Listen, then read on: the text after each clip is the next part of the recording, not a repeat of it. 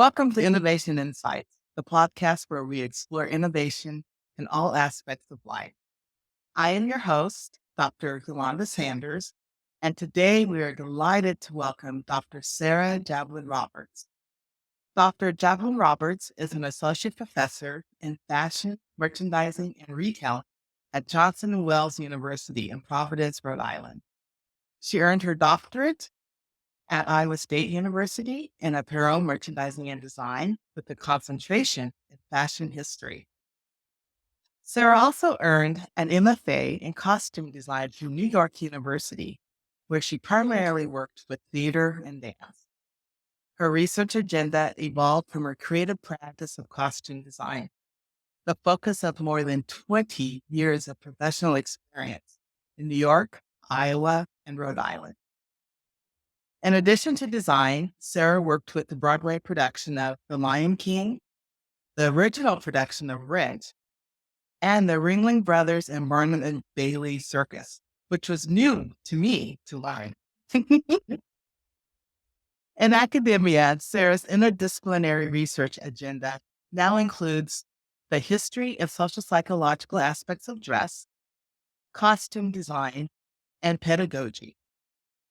Today, we will discuss with Sara her dissertation study, which was entitled Historical Accuracy in Contemporary Costume Design, a qualitative analysis of the experiences of Broadway costume designers.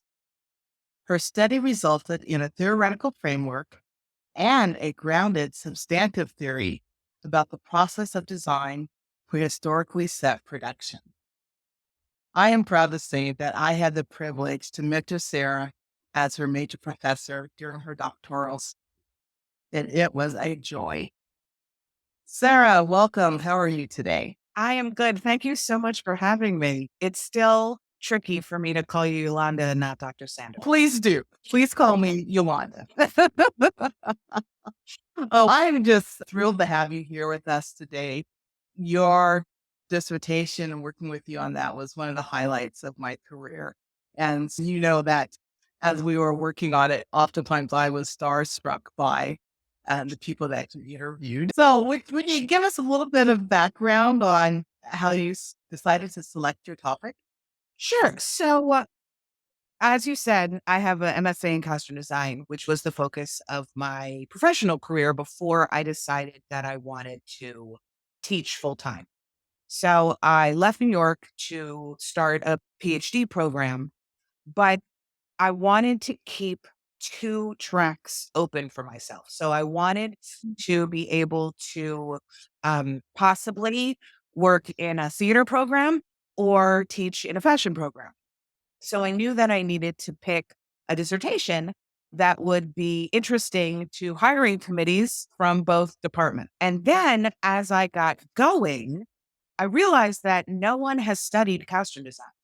So costume design is an art, right? So we get an MFA, which is the terminal degree. There's no PhD in most arts, right? So you can get a PhD in theater theory or theater history, but not in costume design, which means that nobody has really studied it.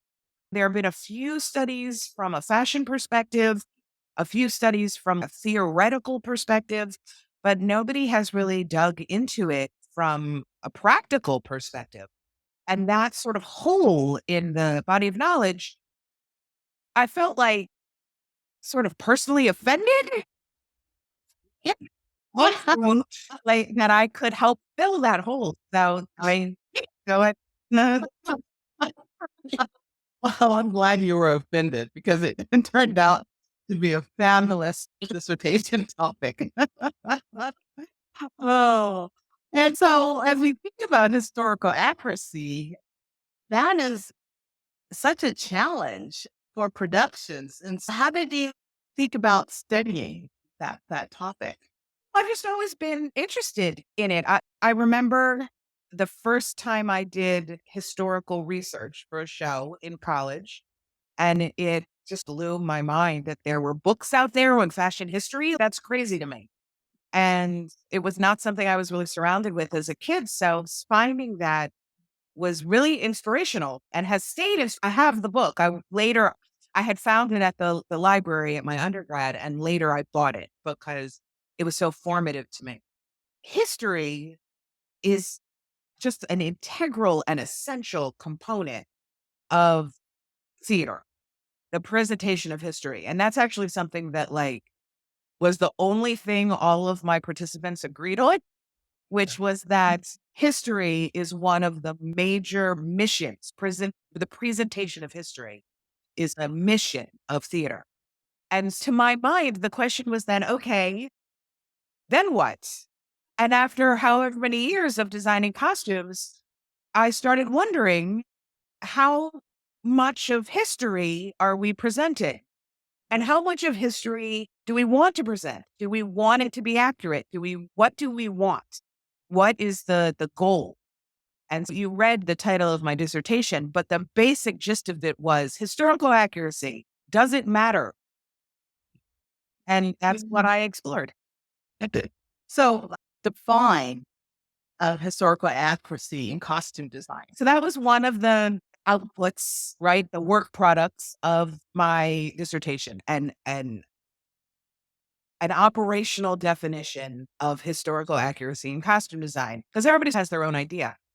And so the definition is a little complicated, but a historically accurate costume is one in which historically accurate articles are made using historically accurate materials and processes and assembled on a historically accurate body. Now, some of that is obvious, right? Obviously, historically accurate costumes are made with historically accurate clothes. Great. But the historical accurate materials and processes, some of those are gone. We no longer have access. And some of it's great, right? We don't want dye made with arsenic anymore. That's like, No, right? But right. some of those processes are just gone. And so that historical accuracy is actually impossible. And then the part that surprised me about that definition was the body, the historically accurate body, which is something I had never really thought of. But a lot of my participants made the point that our bodies look different than they did in the 60s, in the 20s, in the 70s, right? We aren't Mhm. malnourished. We have fluoride in our water. Our posture is totally different. So the way we walk, everything is different. So to get historical accuracy, you need those four components: the articles, the materials, the processes, and the body, which is obviously a high bar. Yeah, it is. It is. And so how do costume designers deal with the body? That was really a fascinating part of the study to me. So the answer to historical accuracy doesn't matter was actually a resounding it depends. Mhm. And it depends on a lot of things. And some of the things it depends on is who has been cast. Oh, Who are the actors, the performers who have been cast in the show? So if mhm. the performers are all 25-year-old gym goers with the broad shoulders and the tiny waist and the thick thighs, then we're not going to get historical accuracy, and maybe we shouldn't even try. Right. But if the actors who were cast with an eye towards historical accuracy, then maybe we could make it. Maybe it could work. Mhm. So that is some people, that is one of the things to just consider. If the actors won't let it be accurate, then you can't force it. And let's see what else we can do to tell the story. And one thing we've talked about too is how the narrative sometimes takes precedence over historic I mean, historical act. not sometimes. So that's the Okay. story I just mentioned. Yeah. The overwhelming consensus is that the narrative is the most important. So the narrative, or the story, as the designers refer to it, all of them mention telling the story. Mm. That is not just the text, right? So you have your text, sure. But the story is whatever the theater makers, in collaboration with each other, have agreed is the purpose Mm. of this production. So you have your text, but you also have your perspective that lays on top of it. which is why you have 1,000 productions of Othello and they all use the same text, but say slightly different things because they've agreed that the story has changed based on what they're trying to promote. So Othello is a good example because obviously it was written in period and it does support historical accuracy if that's the story you want to tell. But if that's not the story you want to tell, then you should not try historical accuracy. You have to go a different direction because it will fight with the story. And that defeats the purpose of what we're doing. Mm, that makes sense. That makes sense. You also discussed in your study that there are production factors that influence the importance of historical accuracy, being applicability, attainability, and performability. And I'm thinking about appearance, how the actor performs that. Yes. So those three factors, those three sort of umbrella categories of factors are imposed on the designer from without. So it includes, so applicability is how applicable would historical accuracy be to this production? And that involves things like the text. So you have Othello, it would be applicable. But then you have shows like Something Rotten, which is a musical comedy sets Shakespeare as a character. So it's set in Shakespearean time, but it's very meta, very funny, very wink inside theater. So historical accuracy would be not only a waste, like really wrong. So Yeah. in that case, the text does not support historical accuracy. And then the production concept, which is another way we tell the story. Sometimes we want historical accuracy, sometimes we don't. So that's the applicability. Then, okay, great. So the text will support it, the production concept will support it, but can we attain it? That's the attainability. So historical accuracy is expensive. What are our resources, right? Have the money? Do we have the labor? Do we have the time? And that is also where the actors come in. So do we have the performers who are cast who can help us achieve historical accuracy? Okay. So now we have yes, the answer is yes to all of those questions. But now the last factor is performability, and that would be the director. So if the director or the choreographer has them square dancing or doing somersaults, then it doesn't matter if the answer to everything else is yes, historical accuracy won't work, right? Because you can't do somersaults in Penier and corset. It's just not going to work.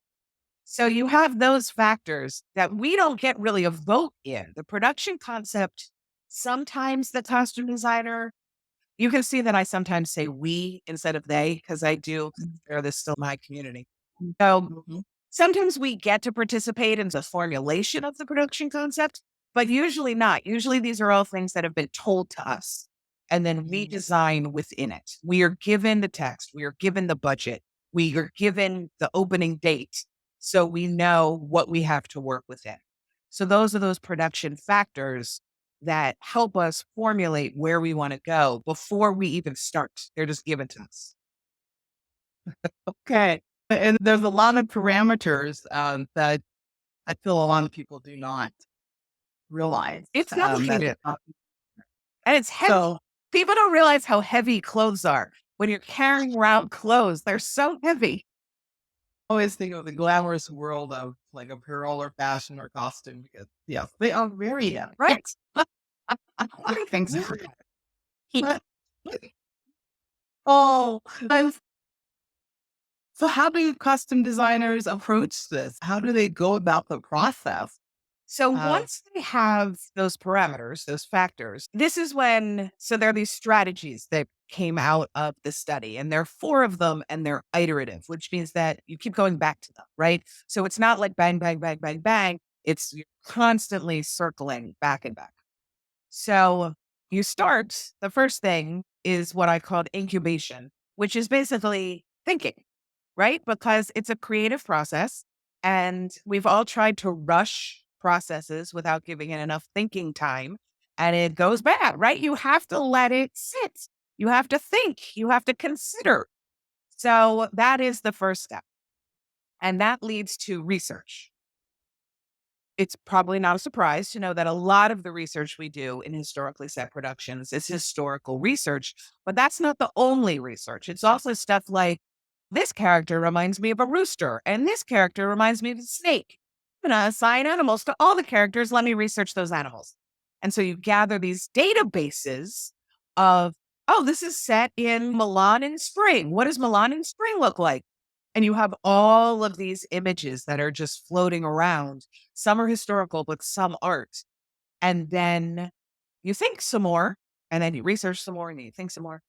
And then the next step is what we call role play. So there is a theory called symbolic interactionism that says that we make basically all of our choices based on what we think other people think.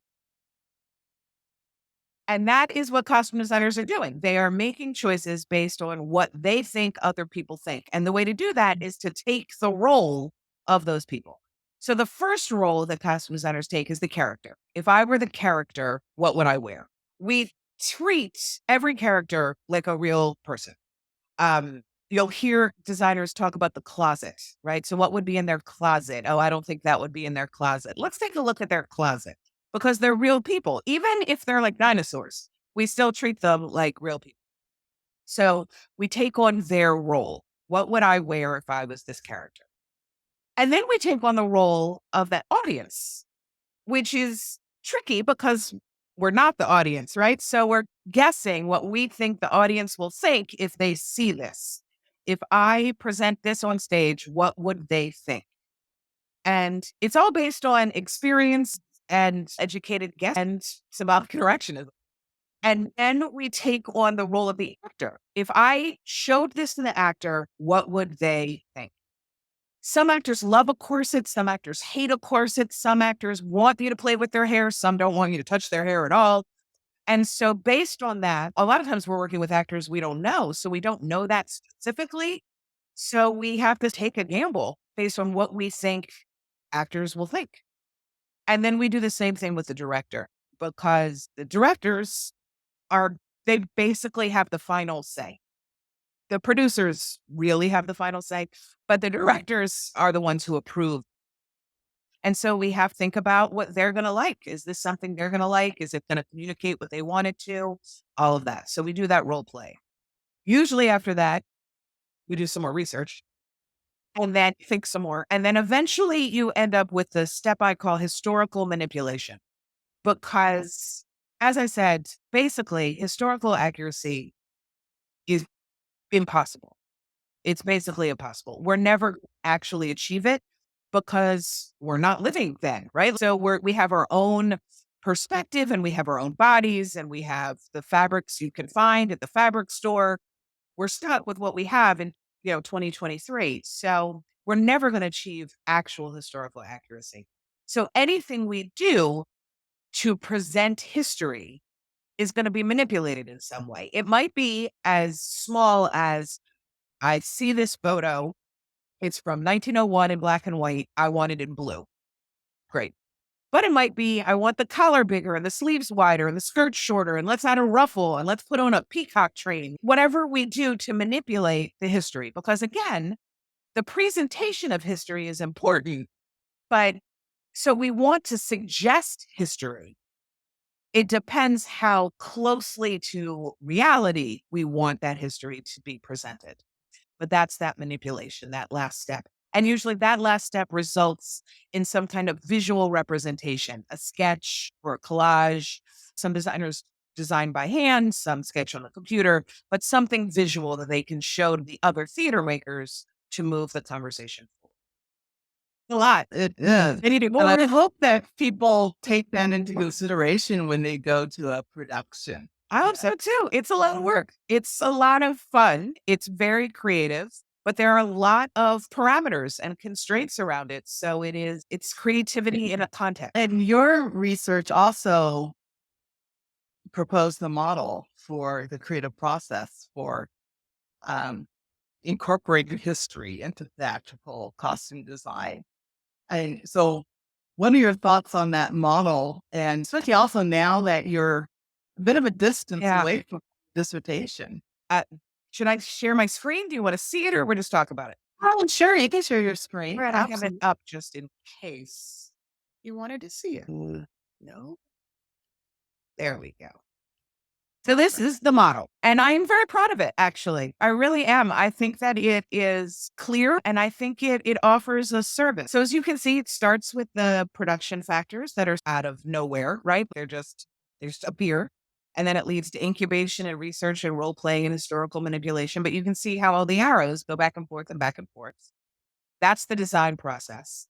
And you can see the thing around it, which is the designer's inclination. Because the bottom line is, even if all the production factors support historical accuracy, if the designer is like, then they're not going to aim for it. Every designer, Right. no designer said historical accuracy is worthless, but none of them said it is the most important thing. In that continuum, they all fell. Some thought it was more important than others. So, however the designer feels is how it's going to end up influencing the final process. The thing that I'm proud of with this model is that I actually have used it in a class. So, I teach a fashion history class, and their final project is a costume design of a show. I give them the text, and they're not costume designers, they're fashion merchandisers. So they don't have this background, but I gave them this model and I actually asked them about it afterwards. And they said it was really helpful to see not only the steps, but also those arrows that show them that it's okay not to be sure of your first idea. Right. So a couple of the students, they commented on how they were worried that they had to come up with something right off the bat. But when they realized that no, they can go back and start over, or that it made them relieved and made the process go easier with less stress. So I'm really proud of it. I think it was a valuable tool in that context, and hopefully other people see it and use it too. Oh, that's wonderful that you're using it in the classroom too. I love it. I love it. Your research also produced a grounded theory. And you touched on this a little bit in your last comments about the correlation between a designer's inclination towards historical accuracy and the production factors and how those two interrelate. So the basic gist is that the higher the designer inclination is, and the more favorable the production factors are, the closer the costumes will be to artifact on the historical accuracy continuum. And then the corollary is that the lower the designer inclination is, regardless of production factors, the closer the costumes will be situated to invention on the continuum. So basically, what that means is there is a continuum, and on one end is artifact, and on one end is invention, with the understanding that neither of those two things are actually possible. That you can't get 100% artifact and you can't get 100% invention. Even if you use an actual artifact, if you go to a museum is deaccessioning something and you want to use it on stage, you're putting it on a 21st century body. So you just aren't going to get the same look. On the Right. other end, though, you have invention, which is also not really possible because you have incredibly creative people. I'm thinking fashion designers right now, but Iris Van Herpen, right? Like amazing. Yes. Still, it's a human with a head and two arms and legs, and there's only so much you can do. And Mhm. people have been doing those things, right? Izumiyaki, and you have people. So it's impossible to invent something entirely from nothing. Just like it's impossible to have an artifact on stage. It just won't work. But that continuum is basically where every costume design has ever fallen. So every historical costume design is somewhere towards artifact or somewhere towards invention. And there's no judgment intended on either of those two terms because whatever they chose was right for that production. Would it be right for the next production? Who knows? But in that moment, it was the right choice for that. That makes sense. That makes so much sense. Oh, as a part of completing a dissertation is to think about theory. And you have some pretty heavy duty theories that you involve in your dissertation. Would you want to talk about those? I used the theories I understood the most. So I talked about symbolic interactionism already with the role playing. That was really interesting to me because I did not see that coming. Though to see that role play fell into theory was really interesting for me. I also talked about dramaturgy, which is something that Irving Goffman developed. Dramaturgy is a real thing, a real theatrical thing. So he actually took it and made a metaphor out of it. Dramaturgy in theater is when you have a person, a dramaturge, who does like a huge amount of research. And I've talked about research, but it's on a different level. And their job is to basically understand the entire social and cultural context, the environment of the production. And then they'll do presentations and talk to you about what else was happening in the world at the time and why things are the way they are and that kind of thing. So they have all this information they're presenting. Goffman took the idea of that and made it a metaphor and more personal. And his argument was that we all have this vast database of information, but we choose what to present based on the opinions we want to solicit. He called that impression management. So we decide what information we want to share so that we can influence the opinions of our audience. So taking his metaphor and applying it back to the original context it came from was really interesting. But it works. It's just a little different because in this context, Goffman's world and in IRL, in the real world, they're two people, right? There's the communicator and the audience. But on stage, they're like three or even four parties, if you want to think about it that way. You have the character who isn't real, and then the actor, and then they are together, they meld to make the communicator. And then you have the audience, but then you have a third party, the costume designer, who's doing the impression management. Goffman's argument was that we do that subconsciously. Costume designers do it very consciously, right? Every choice is meant to communicate a certain of what is the most important information to communicate to the audience. So we definitely participate in impression management just for other people. And of course ourselves too, if you want to talk about it. Yeah. The metaphor. And then the third one I talked about was semiotics, which is the study of sign systems, which appearance is one of. We, as costume designers, are keenly aware of all sorts of communicative properties of color, of texture, of shape, of apparel, of hair, of skin, of accessories, everything. And so we use those things to communicate. And sometimes it's like, super obvious, like you have a shirt that says hero, right? Problem solved. Or the infamous white hat, black hat for the villain and the hero in old westerns.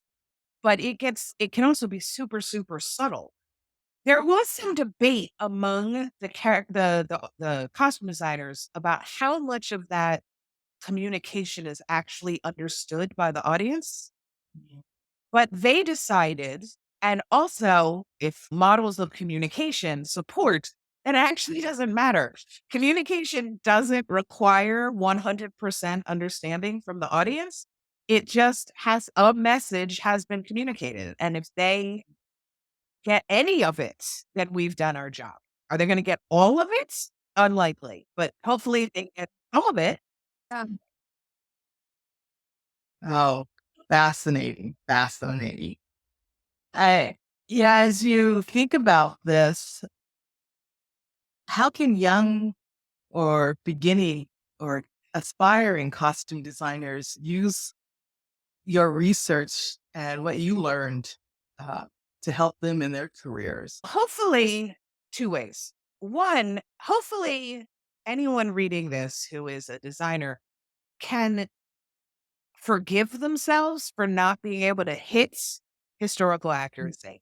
I know that were there have been moments where I have, been down on myself because I got that wrong or I got that wrong. Instead of trying to get it right, maybe I should have just gone in a different direction from the first place, right? So hopefully this can be something that new designers can take and then release themselves from the necessity of even attempted historical accuracy. Right. But also that model, I think, would be really helpful for people who have no idea where to start when you are given a fellow. What do you do now? And so hopefully this would help that they could start with that model and use that information and figure out where they're going. And hopefully it'll make the process smoother and less stressful and less, I don't know what I'm doing. So that's my hope. Oh, I think it'll be very helpful. And also, I think for educators, as they are teaching, and if they're teaching in a theater program, your research is helpful for them too. I would hope so. Yeah. So I need just a little bit of it. What are some innovations or trends that you see happening in costume design or theater? There are a lot. A lot of them are not in this area specifically, but there's a bunch that's happening. One of the things I'm noticing is a real emphasis, this is not going to be a surprise, on sustainability. In Mhm. costumes, theater tries to be sustainable because we never have any money. So Right. what happens is you design a show, you get a collection of costumes, and then you keep those. And the next time you design a show, you go through them and you can pull what you have so that you don't have to buy the same things over again. So we do that. And so you have these props storehouses and the set warehouses and costume warehouses for that. But still, there's a lot of waste. There's a lot of scrap. We're buying new things. There's a lot of packaging. There's just a lot of stuff that goes in the garbage. And I know that people are they're trying to fix that. When the theater journals that I get, there are constant articles about, we tried to do an entire theater season without buying anything new. How did that go? Like that kind of, it's hard. It's really hard. But that is a trend I'm noticing. I'm also noticing a trend when you have a prop house or you have costume storage, it's real easy to lose things. And so people are really focusing on like RFID tracking or QR codes or things to make databases more navigable. And that would solve some of the waste problems because I've totally done shows where I needed like a pink dress and then a month later I find it buried but in the meantime, I already bought one. So that's a trend I see. I also see, again, this isn't about historical accuracy at all, but sensitivity to gender expression is something Oh, that's happening in costumes. Clothes are still mostly men or women, but people aren't necessarily. So there's a big push on how to sensitively.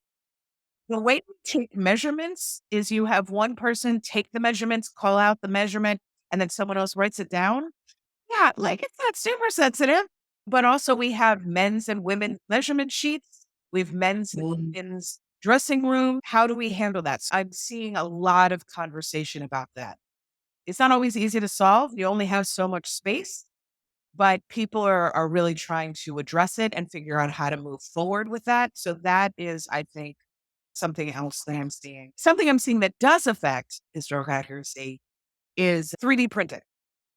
So people have started using 3D printing for things like accessories, and it comes out in plastic, so it's clearly not accurate, but you can paint it to look accurate, right? So we're seeing a lot of on stage because we only need one, right? So it's the perfect use for 3D printing. Really been exploring what you can do with 3D printing on stage. no, that's exciting. Yeah.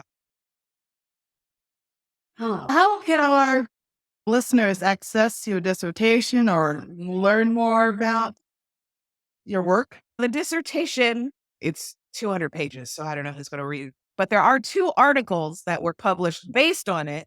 Those are in the Clothing and Textiles Research Journal, and one is in Dress, both journals that are available in most university libraries.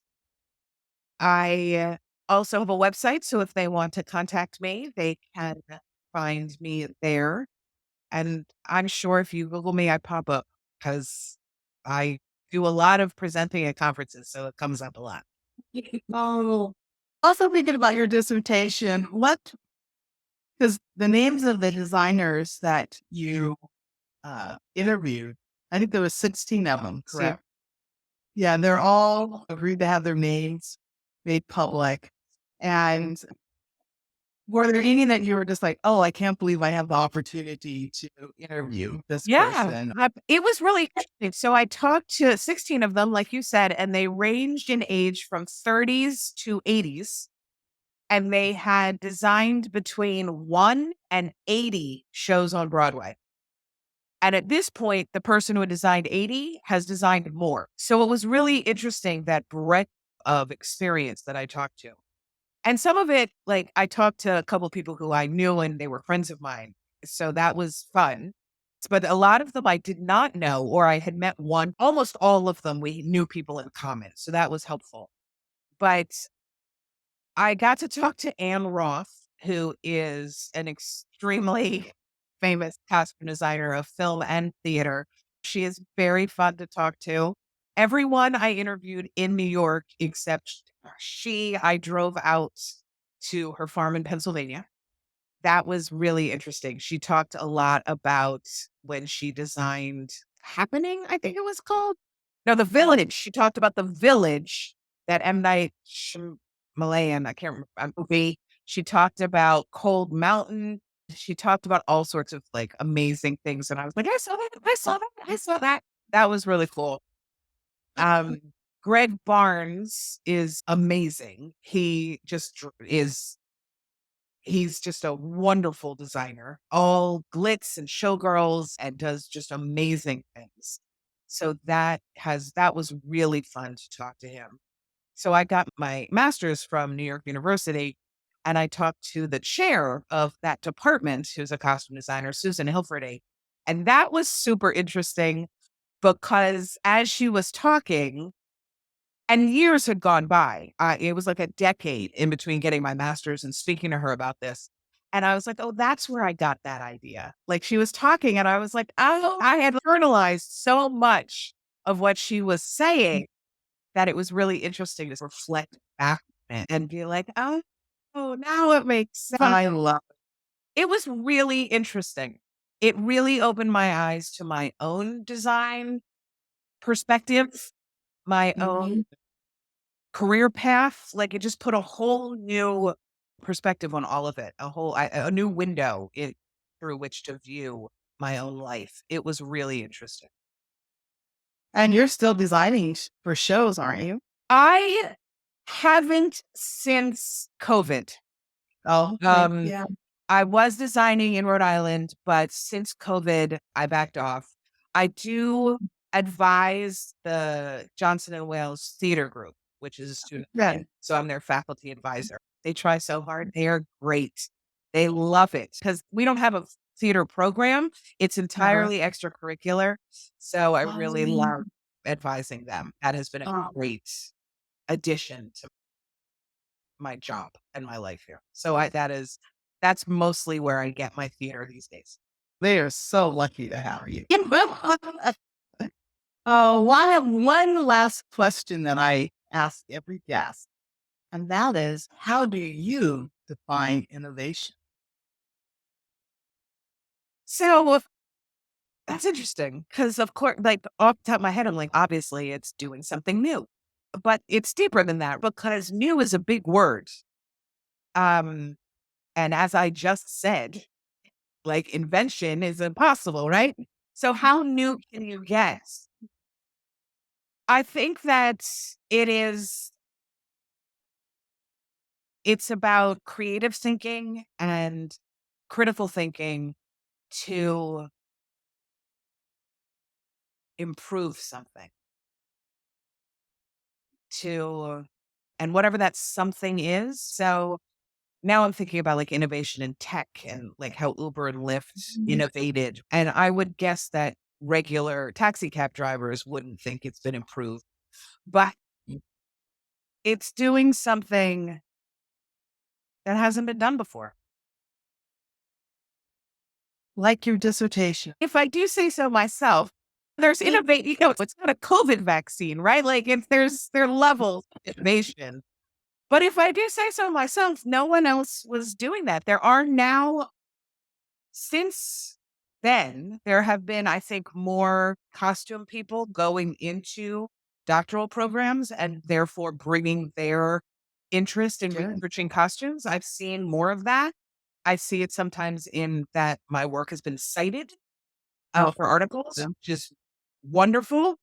But yeah, it was just me. There was nobody really who was doing that when I started. So much so that when I was trying to find a doctoral program, many said no. Many said you would not find a place here.